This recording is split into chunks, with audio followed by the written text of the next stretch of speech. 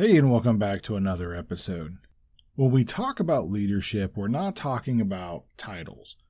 We're talking about influence, trust, and connection. And that's why this next book matters. Today, we're unpacking The 7 Commitments of a Great Team by Jon Gordon, a book that's already making waves in 2025.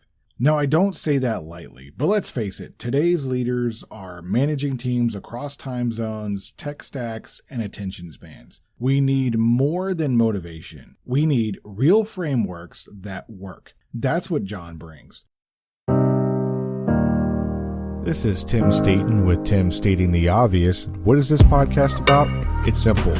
You are entitled to great leadership everywhere you go, whether it's to church, whether it's to work, whether it's at your house, you are entitled to great leadership. And so in this podcast, we take leadership principles and theories and turn them into everyday, relatable, and usable advice. And a quick disclaimer, this show, process, or service by trademark manufacturer, otherwise does not necessarily constitute an implied endorsement of anyone that I employed by or favors them in representation. The views are expressed here in my show are my own expressed and do not necessarily state or reflect those of any employer. Jon Gordon has always had a way of distilling big truths into simple actions. From the energy bus to the power of positive leadership, his message is consistent. Leadership starts from within.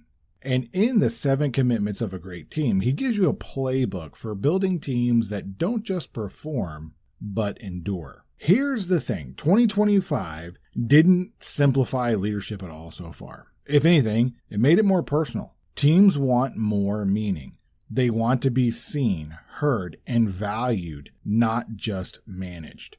This book hits different because it addresses the exact tension that we're talking about. Gordon's first commitment, trust. Without it, you don't have a team. You have a group of people in a Zoom room waiting for the meeting to end. He shares a story about a tech company on the verge of a collapse due to low trust, and shows how they turned it around by prioritizing vulnerability and honest feedback. Now let me ask you, when was the last time your team shared a personal why in a meeting? Not their job description, but their purpose. If you haven't done it, maybe it's time to start. Another standout for me is clarity. When hybrid work blurs expectations, you need more than goals. You need shared understanding. Gordon talks about a coach who turned a losing streak into a rallying cry by uniting his team behind one vision. That's not just about winning. That's about purpose, and purpose drives performance. What I respect most about this book is that it's practicality. Each chapter ends with steps you can take tomorrow. And these aren't complicated. There's pulse checks, shared commitments, and over-communication. Basic stuff that too many leaders overlook. And that's why I'm stating it, because it's so obvious it's a great book. And the stories, they're great. From business to sports, he shows how universal leadership really is. What works in a locker room also works in a boardroom when you know how to connect with people. That said, if you're knee-deep in a toxic team culture, the book may feel a bit clean. Gordon leans on optimistic, which is great, but some real leadership problems require a heavier lifting than a one-page exercise. Still, the framework works. And if you bring the right mindset, you can apply it to just about any team in any environment. But let's bring this down to earth. You lead a team remotely, or in an office, or hybrid, it doesn't really matter. What do you do with this book? Start with communication. Gordon suggests a simple check-in once a week. Every team member shares one win and one challenge. It builds trust, it creates a rhythm, and it reminds people that they're not alone. Or take accountability. Don't just tell people what to do. Build commitment contracts. Ask your team to write down what they're committing to and have them own it. Gordon shares how a sales team turned around just by getting clear and keeping each other accountable. And that is extremely powerful. So here's your leadership challenge. Pick one of the 7 commitments this week and put it into practice. Maybe it's clarity. Maybe it's service. Maybe it's building trust with one honest conversation. How about you can also do this. You can share it with us at Tim Stating the Obvious on Facebook or Instagram or X at Tim Stating, or hashtag 7 Commitments Challenge.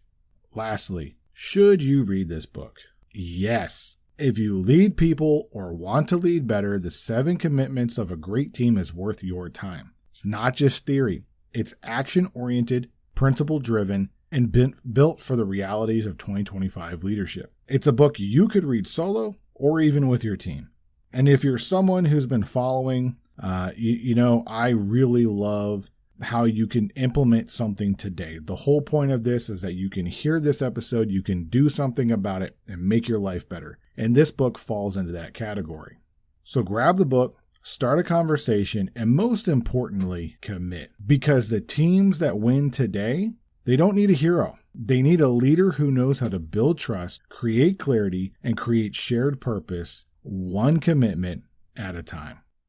As always, thank you for stopping by and checking out this episode and listening to it. I really hope that you enjoyed it. Before we go, I'd like to ask a favor of you if I could. If you could please share this episode with one or two people who you think might like this topic. If you haven't followed or subscribed on the platform that you're listening to, and hit all the bells and icons and all the whistles so that you know that when we post another episode, you'll be alerted, please go ahead and do all that before you go. If you got some value out of this episode, please leave a review or a comment so we can help spread the show to other people who might be interested in the topics that we've talked about here today, but may not have found our show yet. Again, thanks for stopping by. I'm Tim Staten, stating the obvious.